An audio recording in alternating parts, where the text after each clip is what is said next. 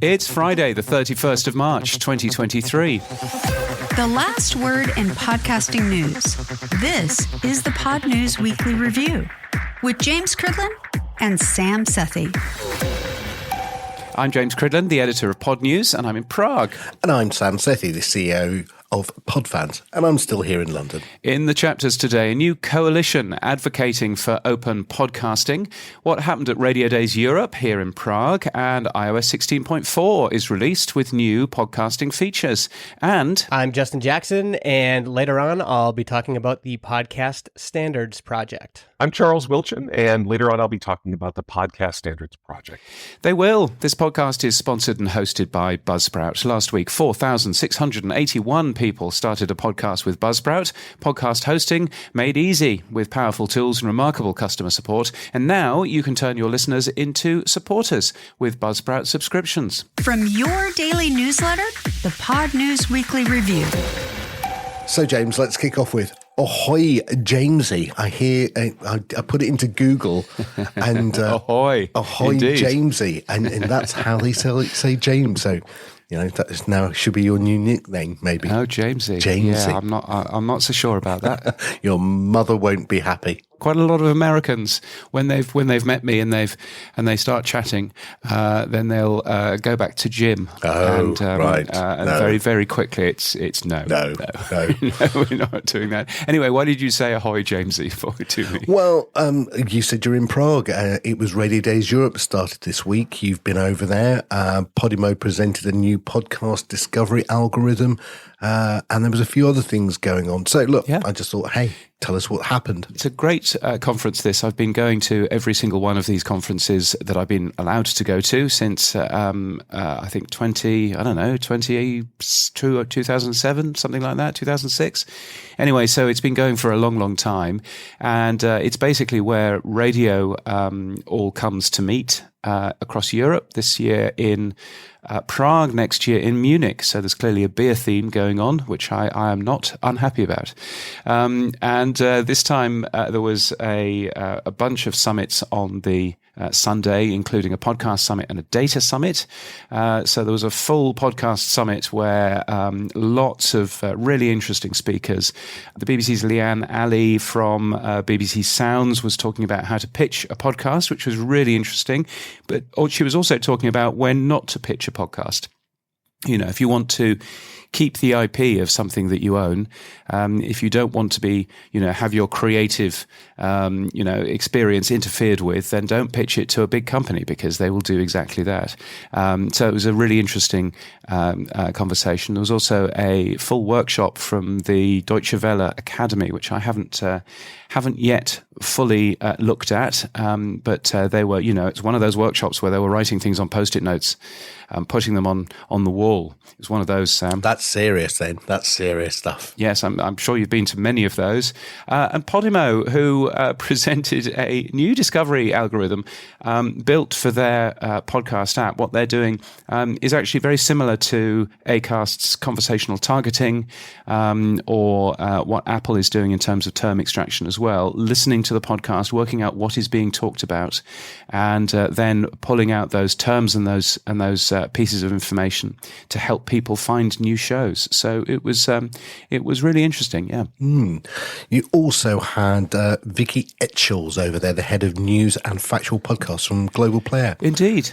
She announced something. What did she say? Yeah, she announced that the Newsagents has surpassed 24 million downloads.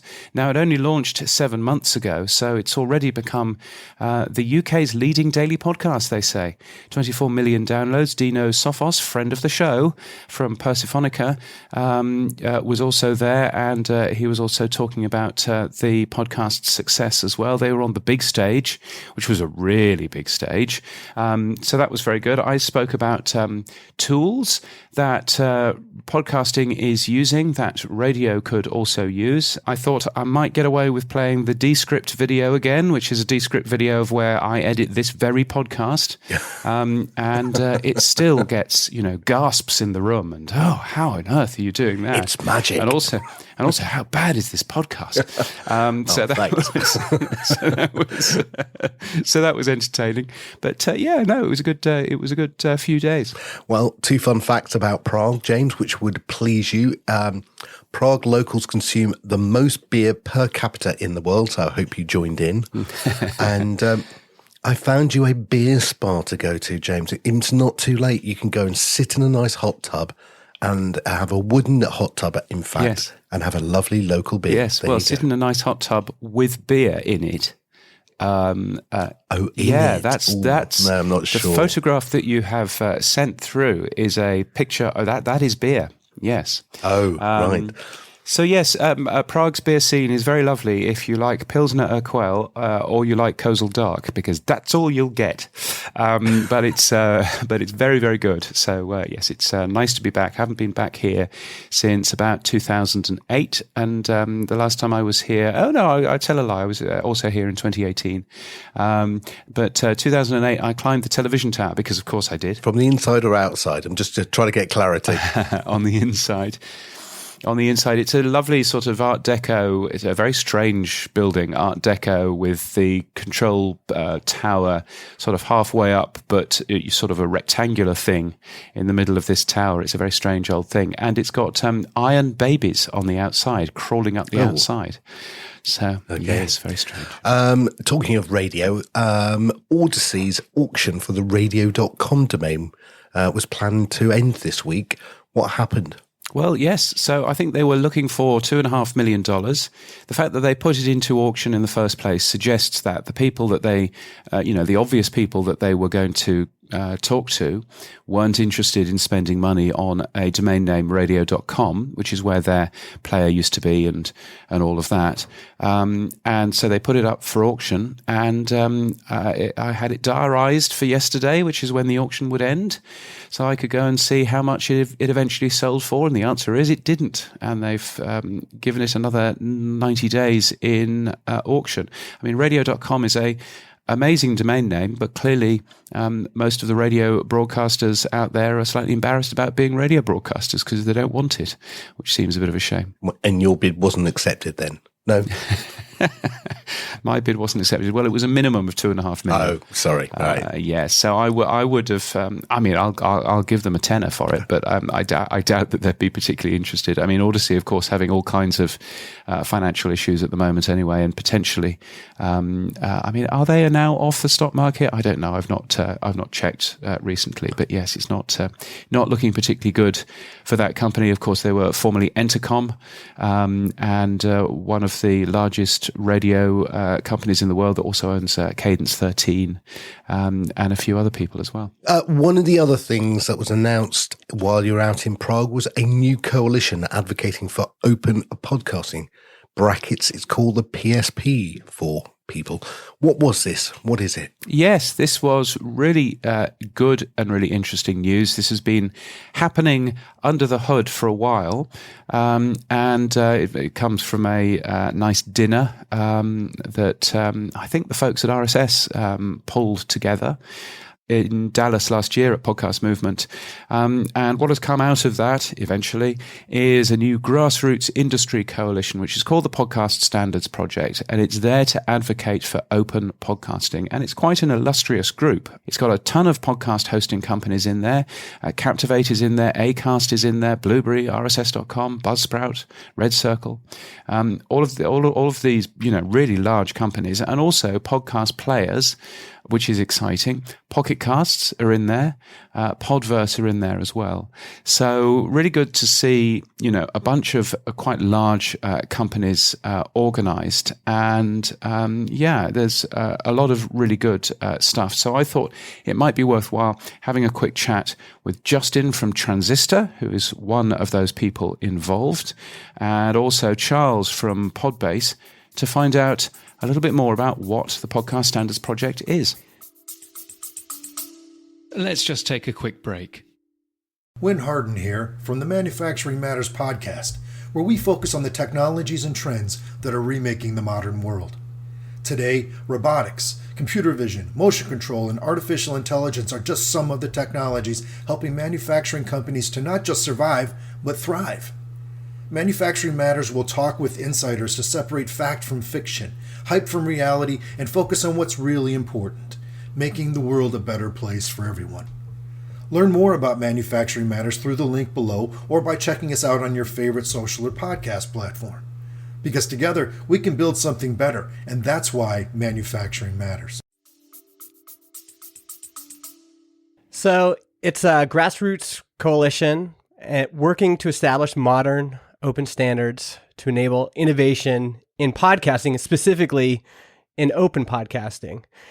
And the idea is that if we could get consensus amongst the hosting platforms and the listening platforms, that you can actually innovate on top of an open standard. If you can say, hey, all the hosting platforms, let's support this as a standard, and then do advocacy with the listening platforms. So they say, yeah, we'll support that too. Then some cool ideas like cross-app commenting, for example, could become a reality if you get enough consensus, enough people adopting the standard. And we're very much still in the beginning stages, but I see it as a group that's doing advocacy very similar to the Web Standards Project of the late 90s. They were doing advocacy with some big companies, Microsoft, and the idea is to build relationships with folks in all sorts of different areas in podcasting, and then try to say, hey, let's all support this together so that we can innovate on top of the open standard that podcasting is based on. Justin, you're from Transistor, the podcast hosting company. That's right. Yeah. Co-founder of Transistor. We've been around since 2018. Just a small little podcasting company. And Charles, who are you? I am the creator of the pod-based podcast validator. And I created that and also a podcast called For Stuff, which was popular back in its day, over 1 million listens during its run. And I did that as part of creating a podcasting startup that failed.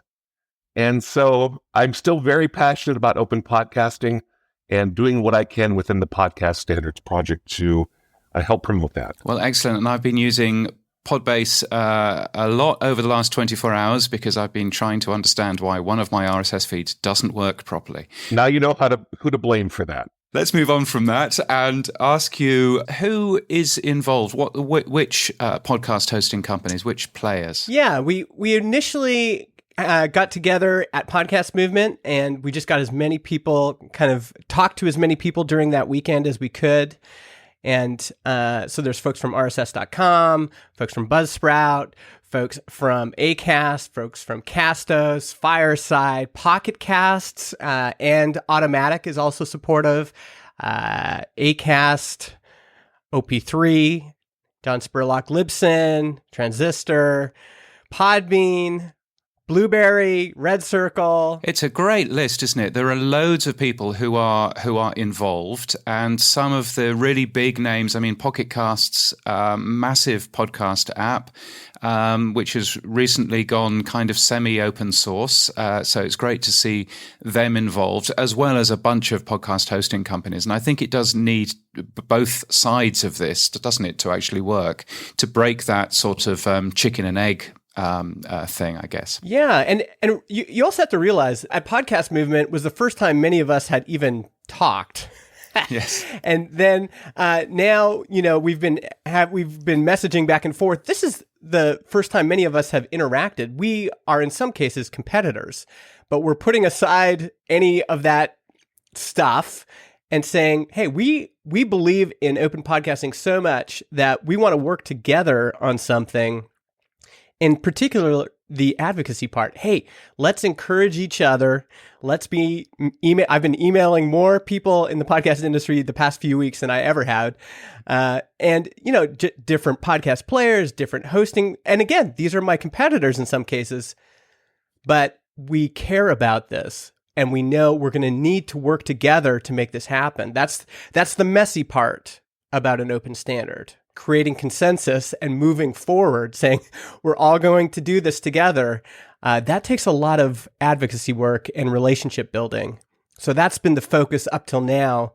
And really, we've just been wanting to get it to the point where we could open it up, get GitHub project going so that anybody who wants to contribute and help us move that mission forward can be involved. Charles, why do we need this? We need this because in the beginning, podcasting was an open medium, and it still is. But we have this unfortunate problem where big tech created proprietary audio platforms, and they also called them podcasting, right? So there's kind of an embrace, extend, extinguish thing happening, and big tech's going to do what big tech's going to do. But what we need to do is sort of reclaim podcasting as an open medium. So just like any web page can be viewed by any web browser, we want to make sure anything that calls themselves a podcast can be used with any podcast player. We think that proprietary podcasting, call it closed casting, removes choice. It locks people into one player. It locks creators into a single vendor services. And it also disrupts the relationship between creators and their audiences. You know, if you have a proprietary platform, you automatically have a middleman who owns that relationship. And we think that's a shame. We want to make sure that open podcasting stays vital. I would certainly agree with that and support that. And I think one of the things, so I worked on a open piece of software about 15 years or so ago, and it was a new technology which is now in quite a lot of cars, which is all very exciting. And one of the real difficulties was that, you can come up with lots of ideas, you can talk at a few conferences, but you need lots of other people talking to other people about what you're doing in order for that to actually grow. And for me, it seems that is what the Podcast Standards Project is given the amount of people whose day job is working within podcasting to actually share this and get this moving, even faster. Would that be about right? Yes, and as Justin said, there's a huge community aspect. You know, Justin's talking to competitors. I'm talking to people that have, used the validator and presumably pointed to it and working with them on things they'd like to see in future versions. Not to mention the community that will be created as part of posting the standard out on GitHub and having conversations, on the service around the standard there. We hope to build this community that doesn't really exist right now, that supports open podcasting. So how does this differ from what Podcasting 2.0, what Dave and Adam are doing at the moment? I mean, I'm a big fan of what they're doing. We've adopted a lot of their tags at Transistor. Really, this initiative is to establish a baseline standard. So, they're out innovating. There's other people that are out innovating, doing open things. John Spurlock is doing some open statistics things. So there's lots of different projects going on and creating all sorts of great ideas. But what we need is a baseline standard to say, hey, let's all at the beginning at least commit to this. And so that's the initial proposal, is just to establish a basic set of ground rules for anyone building technology for the podcast space. So we're going to support any open projects. We're going to be agnostic in terms of where we can draw from to create the standard. We see ourselves as doing the advocacy work with those relationships. And by the way, not just with independent companies, but going to the big companies as well, and building relationships with folks there. I know there's lots of engineers and folks at those big tech companies that agree with the spirit of open source and open podcasting. And so we want to create relationships with those folks and try to say, hey, let's all commit to this baseline together to make this whole thing better. James, can I jump on something Justin mentioned earlier? There was this group called WASP, Web Standards Project. And what they did is they came in at this inflection point where browsers were starting to diverge.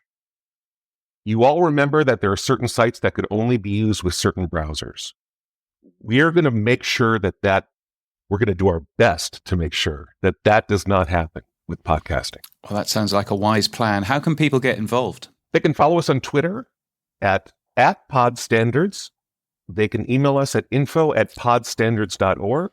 they can go to podstandards.org, and there are links right up front for how to join and how to participate and how to get certified. Very cool, and the GitHub is linked from there as well, I guess. Absolutely. Particularly if you're a podcast hosting company, if you are a supplier of some service to the podcast industry, it'd be super great, I think, to get you involved if you're not already involved in that sort of thing as well, I guess. Absolutely. Mm-hmm. And yeah, folks can email me directly too if they're a hosting company and they just want to talk to somebody. Justin@transistor.fm. Would love to hear from all my competitors. Always a good thing. Justin, Charles, thank you so much for your time. I really appreciate it. Thank you, James. Thanks so much, James. There you go, Justin and Charles from the Podcast Standards Project. I'm really interested. I read the blog post, and it was quite funny for me, because they said, we've seen this happen before in the 90s. Microsoft and Netscape added proprietary features to their web browsers, creating user compatibility issues. And I went, why would you know anything about that, Sam? Well, I think I was right smack bang in the middle of it all. So I was the product manager for Netscape's Communicator and Navigator and fighting that battle. So yeah, I vaguely remember it. Yes, I am that old before you ask. But I do think, it is a similar thing to the browser war that occurred. I think Spotify and to some degree Apple are on the wrong side of this argument, and I think they will be in the future found out. But right now, it's going to be a slow uphill battle. That's often what happens for the open standard side of the community. You think you're not getting fast enough or further along, but eventually it does crack. Eventually it does open. Yeah, no, indeed. It's I thought that it makes a bunch of sense. There's been a few sort of negative comments, I think, from people that don't fully understand what the project is on the podcastindex.social. But Todd Cochran, I think, said it very well when he basically said, look, there's this group, the Podcast Standards Project, and they will work at committee speed. And then there's Podcasting 2.0, and we will work in Podcasting 2.0 speed, which is much, much faster. And I think he's absolutely right. I think there's a real benefit, though, to the Podcast Standards Project, because it's got lots of people who are very well thought of in the industry, very well thought of running podcast businesses, and also a lot of people who don't necessarily have an agenda. They don't have an agenda about advertising being the work of the devil. They don't have an agenda around cryptocurrency or sats or any of that stuff. Now, those are absolutely fine, and it's absolutely fine that we talk about that too.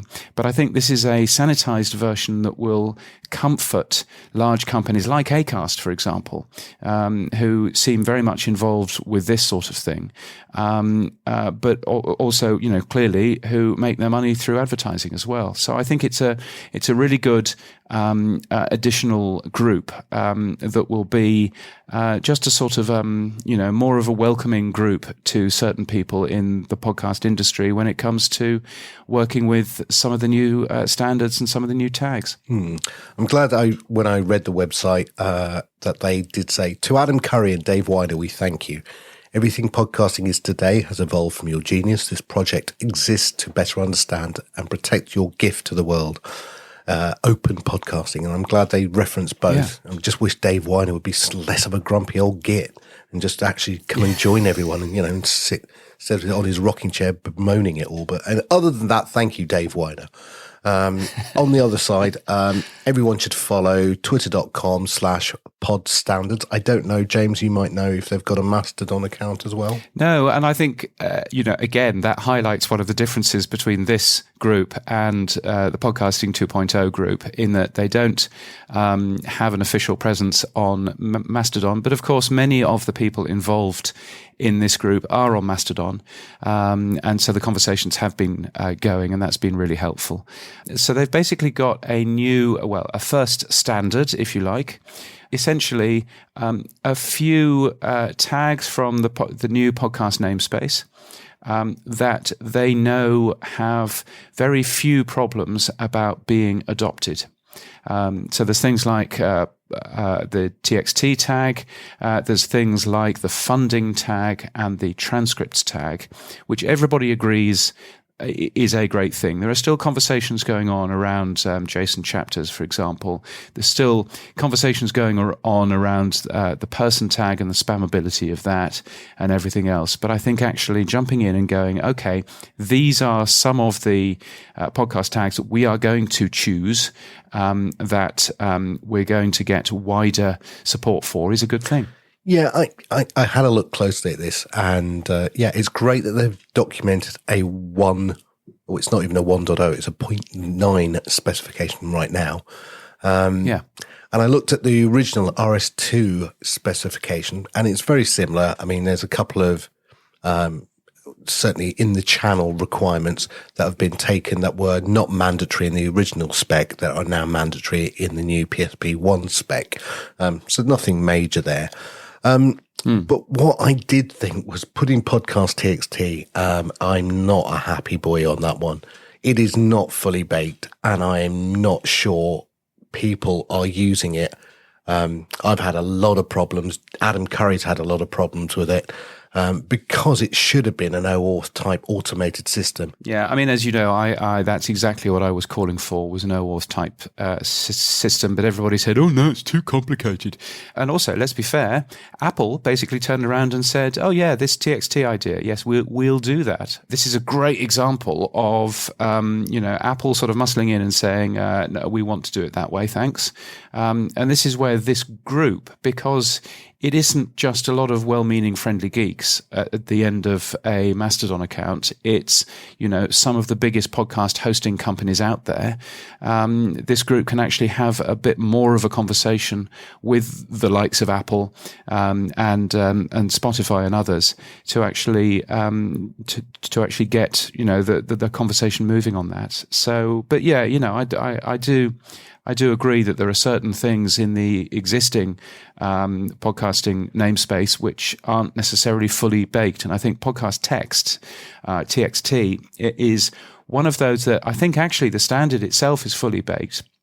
But the problem is that no one has sat down and said how the UI is going to work, how we're going to talk about this particular feature to the consumer.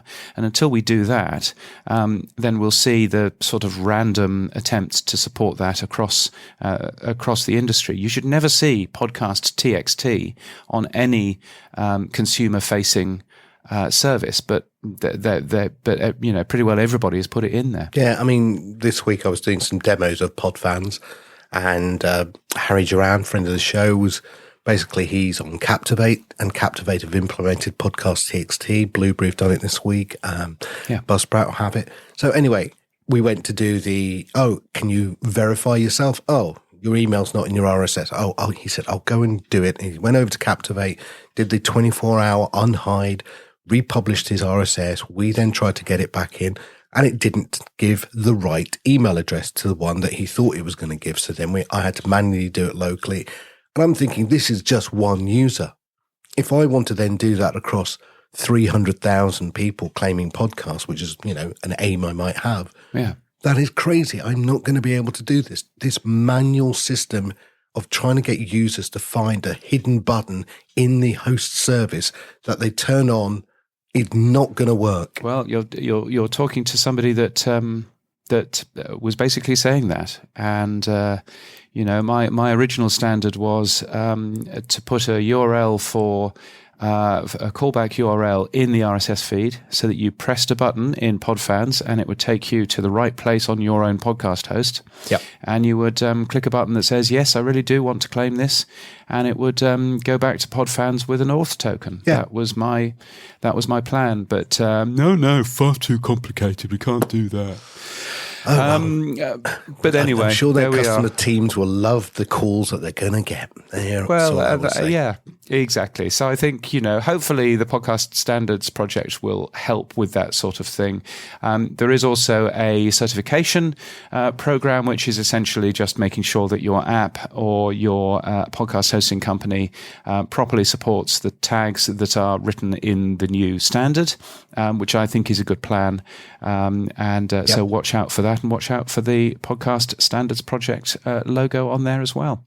Cool. Dave Jones, the pod sage himself, is asking on the GitHub which new tags should be in phase 6 of the new podcast namespace.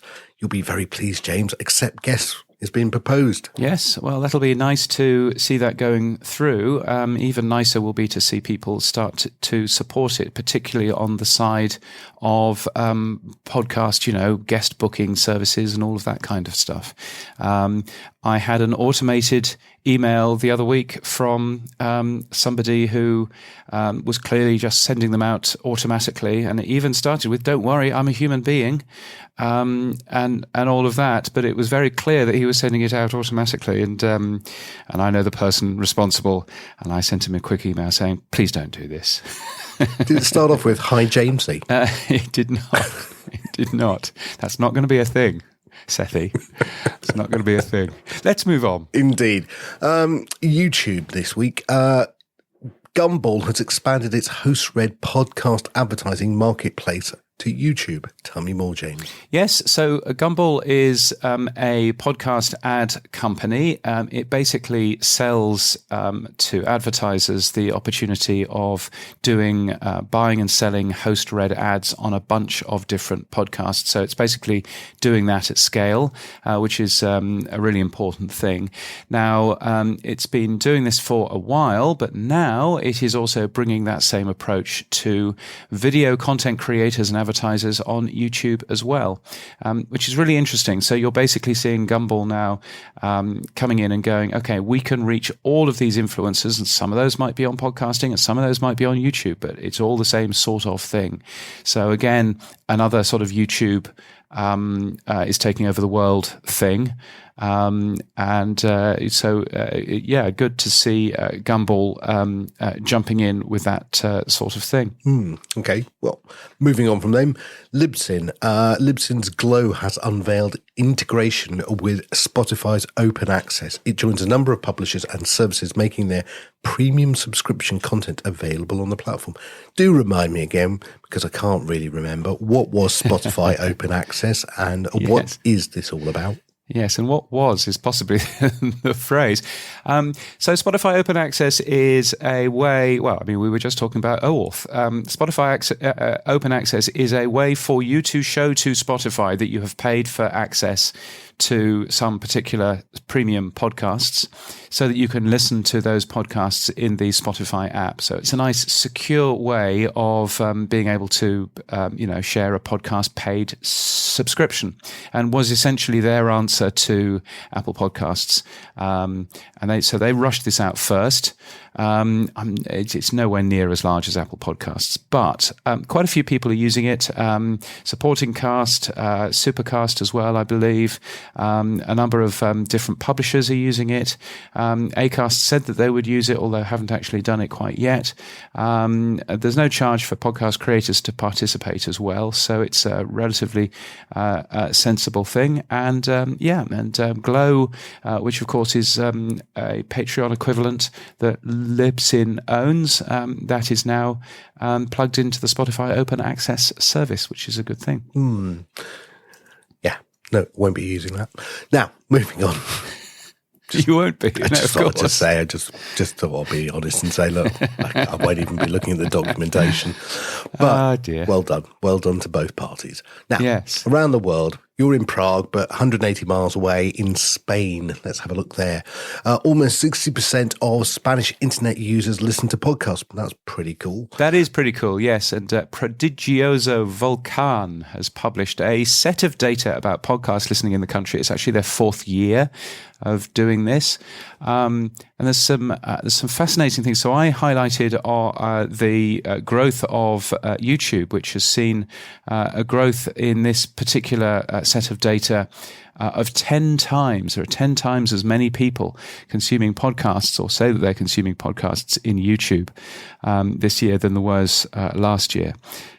Which is really interesting. Also, what's really interesting is how tiny Apple Podcasts is, which I didn't push in my write-up of it. So Spotify, apparently 50% of people are listening to podcasts on Spotify in Spain.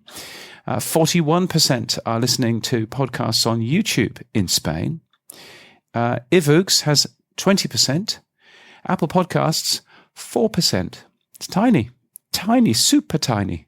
So that was really interesting to see. There's a bunch more data, all in Spanish, but that's what the Google's Translate is for, that you'll find, and we'll link to that from our show notes. Staying in Spain, nearly 400 companies are part of this Spanish language audio ecosystem. Yes, Dos.che has produced a Spanish audio industry ecosystem map. So it's a large thing for you to stick on your wall with lots of logos in there, showing how they all fit together. It's a really big industry, actually. It's a really big Spanish language industry, including, of course, quite a lot in Latin America as well. But it's certainly something to be more involved with. And finally, still in Spain, how do the podcast recommendation algorithms work? Tell me more, James. Yes, there's a big Spanish article from somebody, and I'm going to butcher this, but somebody called Lord Moreno Catzala. I'm sure that she pronounces none of her names that way. But anyway, she looked into the algorithms used by Spotify and Apple. And there's quite a lot of sort of work of trying to work out exactly how they work in there. But again, quite a fascinating article. And again, that's what Google Translate is for. Good. Now, we might need Google Translate in September, James. Why is that? Well, because Podnews Live, which is our networking event, which we're already taking to Manchester in June. We're taking to London in September. But why stop in the UK? So Podnews Live in Barcelona will be somewhere in Barcelona on the 25th of September. We've set the date. And so very much looking forward to being in September and learning more about the Catalan and Spanish podcast industry. Yeah, and we'll be announcing in a couple of weeks' time who our global sponsor is as well. So there you go. It'll be interesting. Yeah. Right, moving forward, James. Let's go. Right, let's jump into People News. The Podcast Academy board election closed yesterday. No idea when we'll know the results, but lots of good people running for that. NPR has made 10% of its workforce redundant. Interestingly, they have cancelled a number of podcasts, Invisibilia being the big one that everybody knows about. They've also made the embedded podcast a bit more of a larger brand, absorbing a number of other narrative series. But I say interestingly because even though there were 150 job losses, no radio shows were cancelled, which I think shows some interesting priorities at NPR. It's their largest job reduction for 15 years, and it's all due to the economic uncertainty and the fact, of course, that they are both advertising sponsored and also sponsored by grants as well. Hassan Chowdhury has been confirmed as head of partnerships and strategy for Blanchard House. He joins from HBO. Also hired is Mika Schiottino-Nolan as managing producer. Again, I'll have ruined that.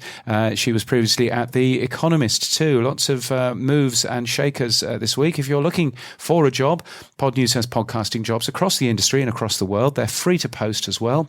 It'll just take 2 minutes to add a new role at podnews.net/jobs. The tech stuff on the Podnews Weekly Review. Yes, it's the stuff you'll find every Monday in the Podnews newsletter. Here's where we do all of the tech talk. You know, I'm beginning to understand, Sam, why you sound the way that you do on this podcast, because it's 8 in the morning for me, it's 7 in the morning for you. It's the early day. Normally, I'm recording this at about 5 in the afternoon. Yes, very much looking forward to some coffee in a minute. What's going on in terms of tech? Your phone will have done some exciting updates, won't it? Your pretend phone. Yes. I'm very excited about it as well. Apple has released iOS 16.4. Now, I'm not normally excited by a iOS update. Safari has included 135 new web features and over 280 polish updates, fundamentally emojis. But they have added some wonderful progressive web app features. So you can now access things like the homepage, you can access badge APIs, but the big one is web apps now can, like native apps, can use push notifications. Yes. So it's really cool. But in podcasting terms, they've added channels in the library. They've added up next improvements, and they've also added up next and browse in CarPlay, which I've actually played with in my car already. They're very excited about those features coming to podcasting. So that's all good news.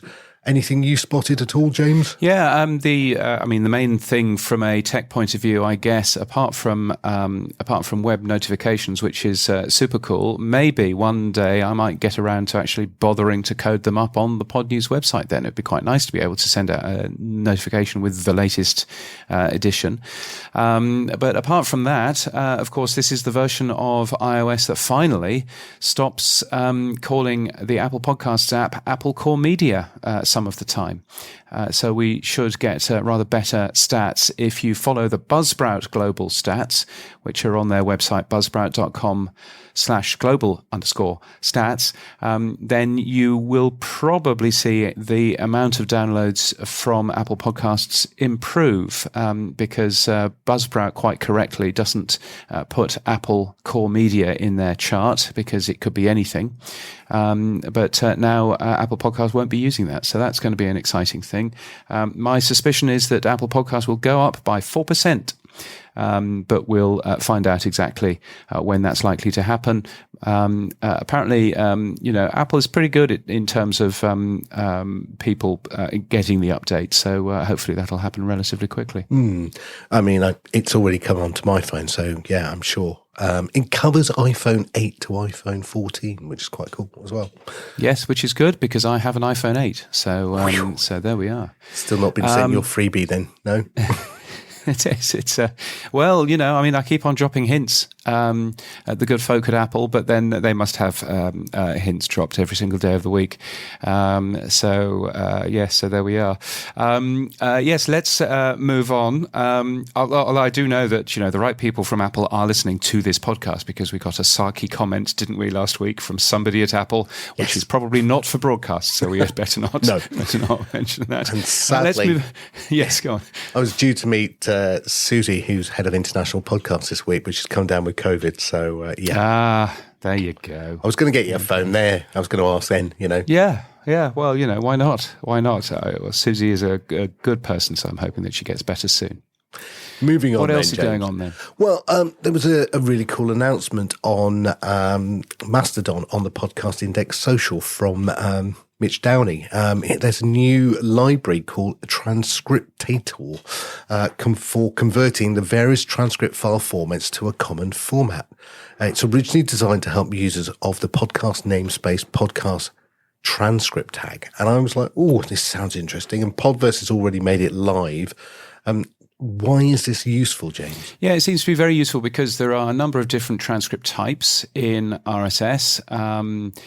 There's SRT, but there's also VTT. It supports that. It supports JSON as well. There are various conversations going on about all of these transcript formats in the Podcasting 2.0 GitHub anyway.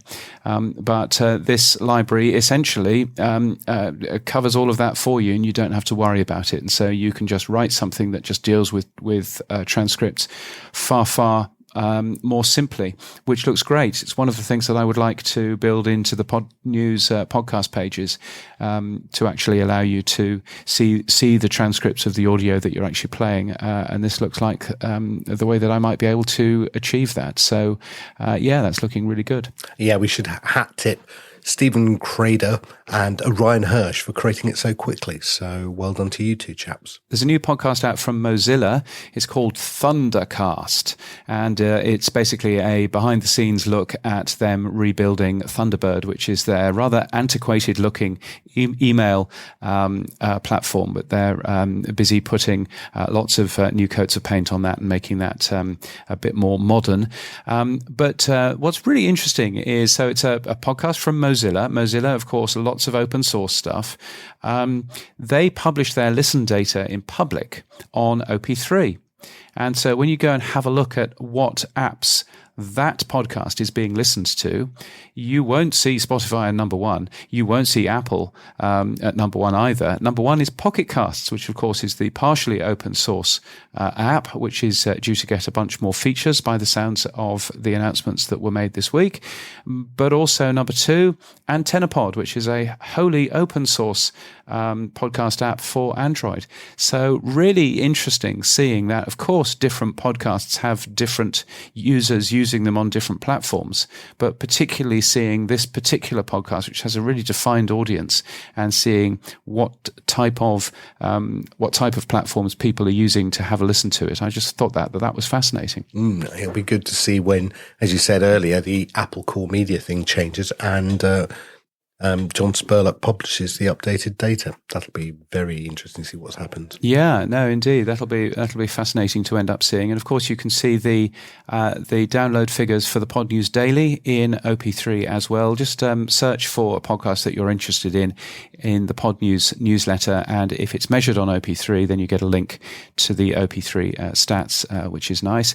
Some nice press releaseage from a company called Ellipsis Podcasts, who have launched something called Ellipsis Personalized Podcasts, trademark, powered by OpenAI and the latest text-to-speech technology. It's basically another one of these services that goes off on the internet and finds stuff and turns it into text and reads it for you in a slightly robotic voice. But good, we needed another one of those, so that's nice. How many have you got now? 25, 30? I don't know. Who knows?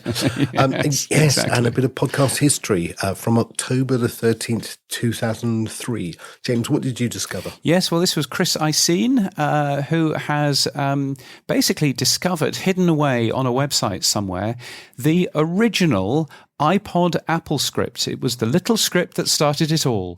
So Adam Curry basically wrote this piece of code that allowed you to sync your downloaded podcast from Radio Userland, which was Dave Weiner's RSS reader.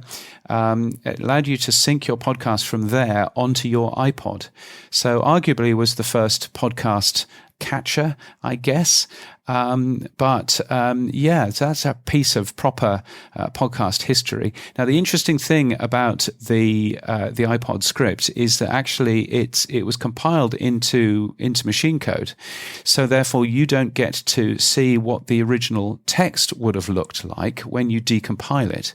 There are two different versions of the decompiled code, which is on the GitHub as well, and of course, and they both look slightly different because they've been taken from the code. But yeah, it's really interesting seeing essentially the first podcast app all the way back from the 12th of October 2003. Wow. Well, moving on, Blueberry has removed email addresses from RSS feeds by default, and the latest version of PowerPress also does the same. As we said earlier, it's joining a growing number of podcast hosting companies who've removed email addresses from feeds for privacy. And I get why they've done it. Acast was a really bad actor by spamming everybody in the industry. But I think the knee-jerk reaction, I think we're going to come to regret it. That's all I will say. Yeah, well, if you need UX specialists for this sort of thing, and UX specialists are deeply required in the podcasting 2.0. If you are a UX specialist or you understand good user experience, then please do join us. That would be a wonderful thing. You can find out more at podcastindex.org. Audible is doing Dolby Atmos. It's one of the latest people adding Dolby Atmos support to their apps. They've launched more than 40 shows, mastered in spatial audio as well. Of course, iHeartRadio calls that 360-degree sound. And there's a bunch of other people who call it surround sound, but it really adds to you if you're doing particularly audio fiction and that sort of thing, but not supported by either Spotify or by Apple. So you do need to have a fancy app if you want to go and have a listen to some of that. One of the titles was The Little Mermaid, which has been done. The Hans Christian Andersen classic, and it was done or voiced over by Little Mix's Leanne Pinnock, who happens to live in our village. So I'll go and have a little chat with her. There's always a who happens to live in our village. Isn't that? That's Just thought I'd tell you. fantastic. Another Sam Sethi classic. Thank you for that. Yes, let's move on from Sam Sethi's famous neighbours to Spotify's R&D team, which has published a paper about goal-orientated podcast recommendations. So people saying, I want to learn something, or I want to laugh or something, and then get a bunch of recommendations back. It's quite interesting to end up seeing. It sounds as if it's all your idea, though. No, nothing to do with me. It just reminded me of the campaign that Microsoft ran, which was "Where do you want to go today?" which was their second campaign for Windows 98.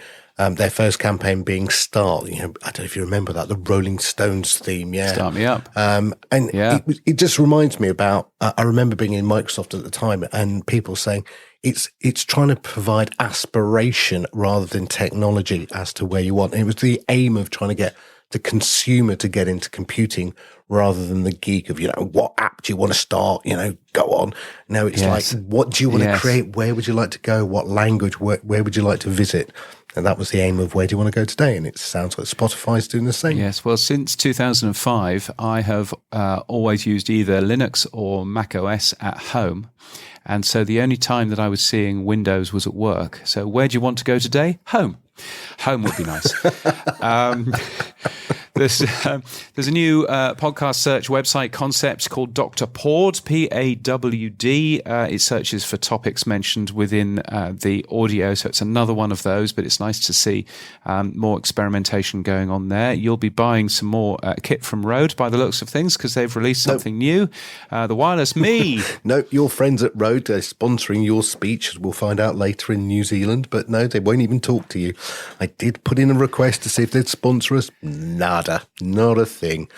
Not a sausage. Well, there you go. And they're not sponsoring my speech in New Zealand. It's the local company Rockshop, which sells Rode in New Zealand, and they are sponsoring the speech under the brand that they represent. But yes, so what's the Rode Wireless Me? It's a cheaper version of the Wireless Go 2. So it allows... Oh, you've got those, haven't you? Yeah, I have. Yeah. No, it's basically, instead of a 3 setup where you get two little clip-on mics that go to for yourself and for maybe another guest. This one here, you can only have one guest. So one of the mics has the one that attaches you as the host has a mic on it, but it's not there for actually recording. It's very weird. So it allows for 2 speakers to be recorded at the same time with separate audio files. That sounds great. But again, it's a little bit cheaper. It hasn't got the full functionality of the Wireless Go. I haven't got my hands on it, so I can't give you much more info. In fact, strangely, it came out, there was a big announcement that was put up onto the wireless, onto the Rode website. And then if you go and Google Wireless Me, all of the links that were out there in the domain, public domain, have now been going to 404 pages. I think they've pulled it, but don't ask me. Very odd. Oh, well, that's weird.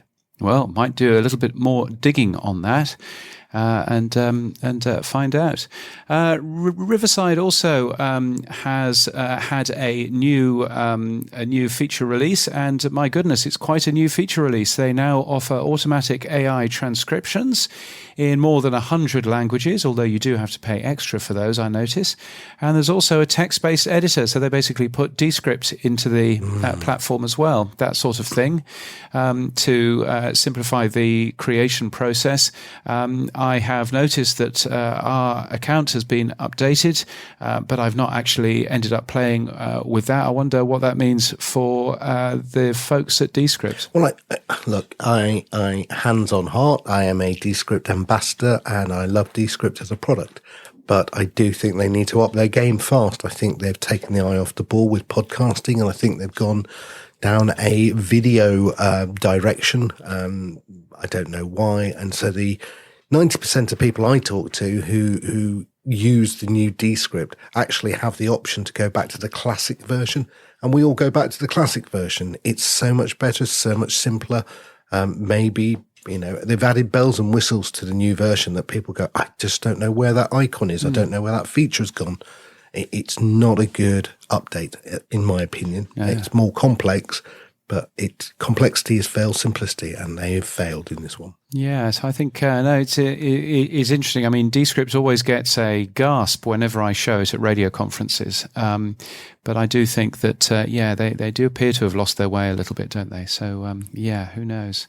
I do know, talking to the guys at Podcast Movement, that one of the big questions is they've just got 50 million from the OpenAI company to replace Rev with Whisper. I kept asking when that's coming. It's internally being tested, so expect the new Descript. What was your joke, James? The new Descript? What you mean? You mean every time you open the program, there's a new version available? Yes. No, this one actually should be a proper new version. So I expect that sometime soon to come out with Whisper. Yes, as opposed to Rev. But of course that's basically something that will benefit the folks at Descript. It won't necessarily benefit the user. No. So you've kind of got that side of it as well. So it's a peculiar thing.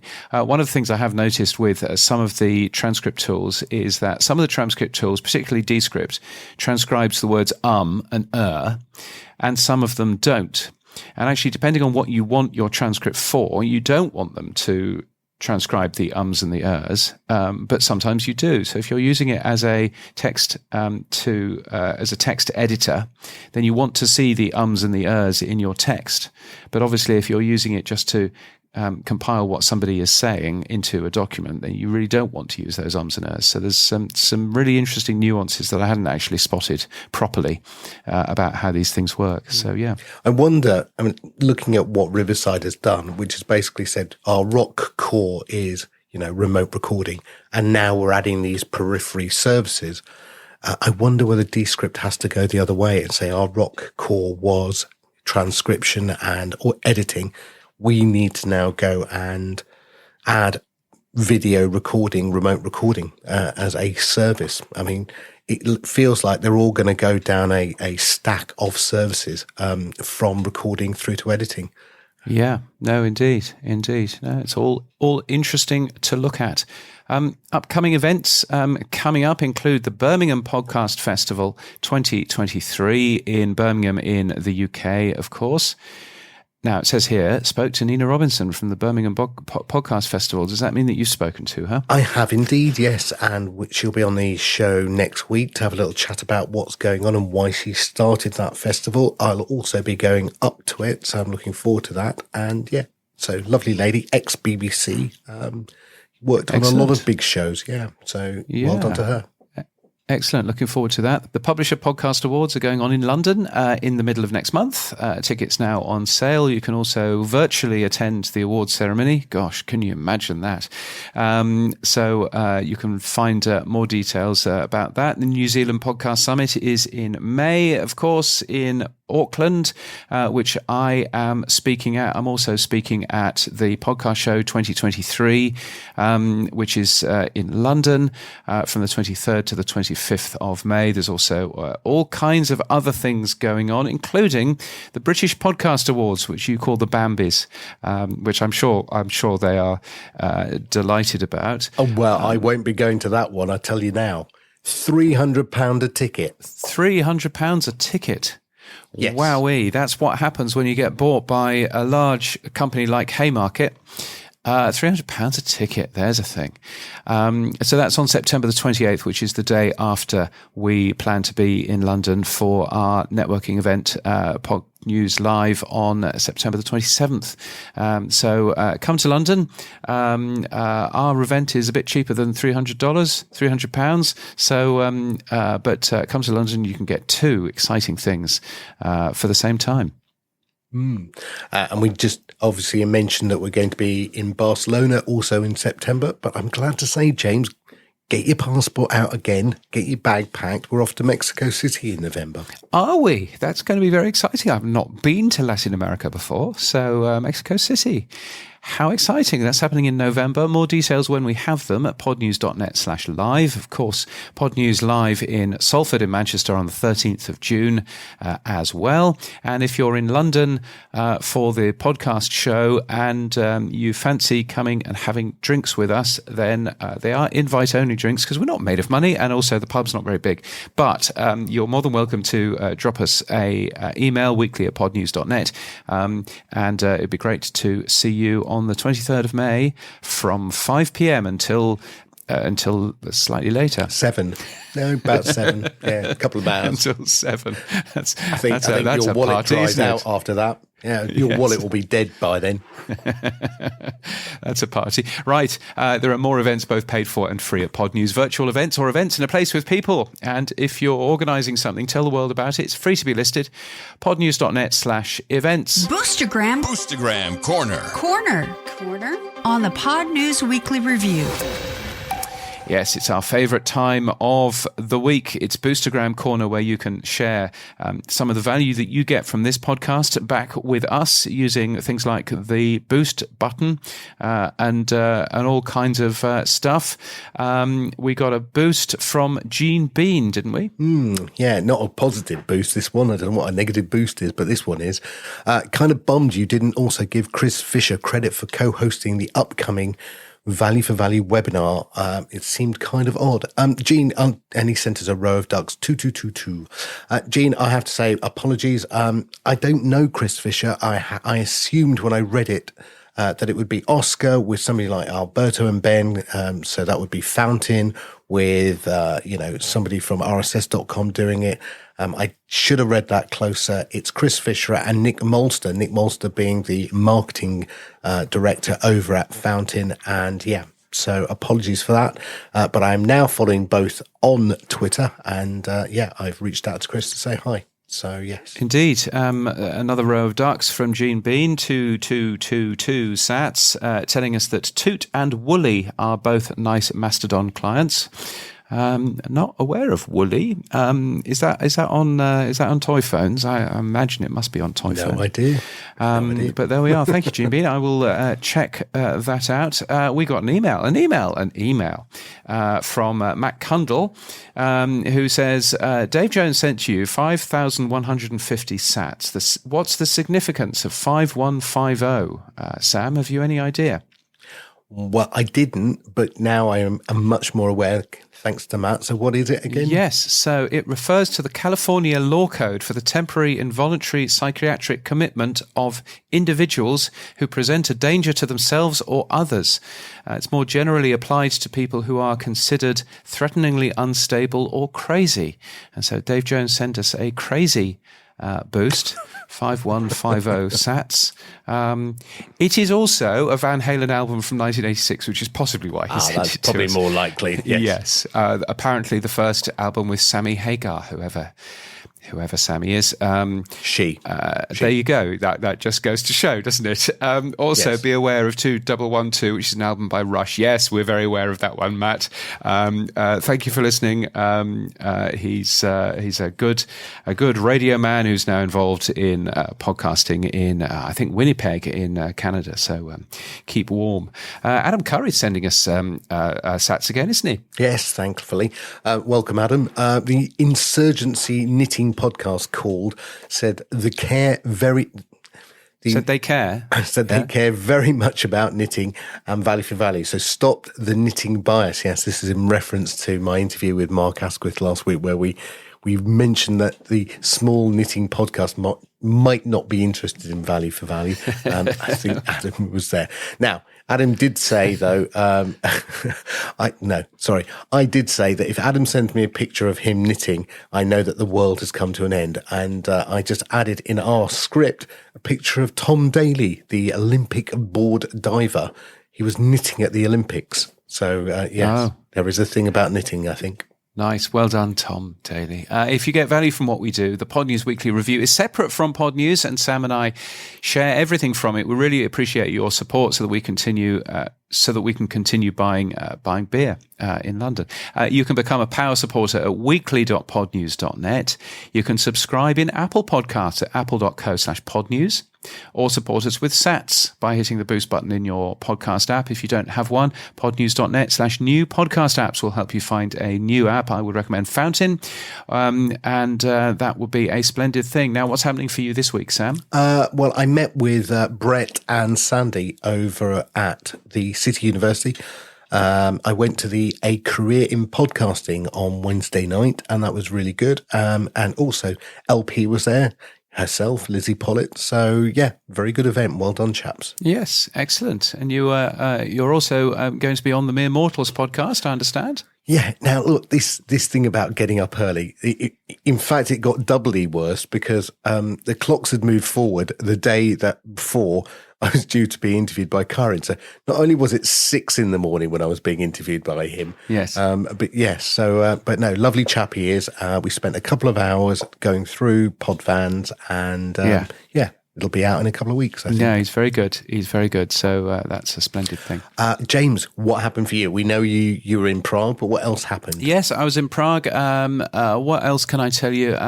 We any excuse for a glass of something. We all raised our glasses for Paul Easton, who was a man that worked in radio in the UK for a long, long time. Was a really nice man who died suddenly about a month or so ago. It was his funeral during the week, and so we felt that it was right that on the day of the funeral we all got together to say a few words about him and to raise a glass. So that was a nice, if slightly somber thing to do on 10 o'clock at night in the middle of a conference. But it's also been snowing here. It's really quite chilly. So my Podfans hoodie has been very nice and warm, which is a nice thing. I think you posted a picture of me modelling the Podfans hoodie. Yeah, and somebody thought you looked like the guy from Zoolander, but I won't say why. Yes. Well, there we go. Thank in you my for modelling pink it. Podfans hoodie, lilac, James, lilac. Lilac. Yes, everybody tells me it's lilac, but it's clearly pink, and that's it for this week. Yeah, you can give us feedback using email at weekly@podnews.net or send us a Boostergram. And if your Boostergram app doesn't support Boost, then grab a new app from podnews.net/new podcast apps. This podcast is edited in Hindenburg Pro version 2 and will be edited on an aeroplane going to Dubai. That's exciting, isn't it? Our music is from Studio Dragonfly. Our voiceover is Sheila D. And we're hosted and sponsored by Buzzsprout. Podcast hosting made easy. Get updated every day. Subscribe to our newsletter at podnews.net. Tell your friends and grow the show. And support us. The Pod News Weekly Review will return next week. Keep listening.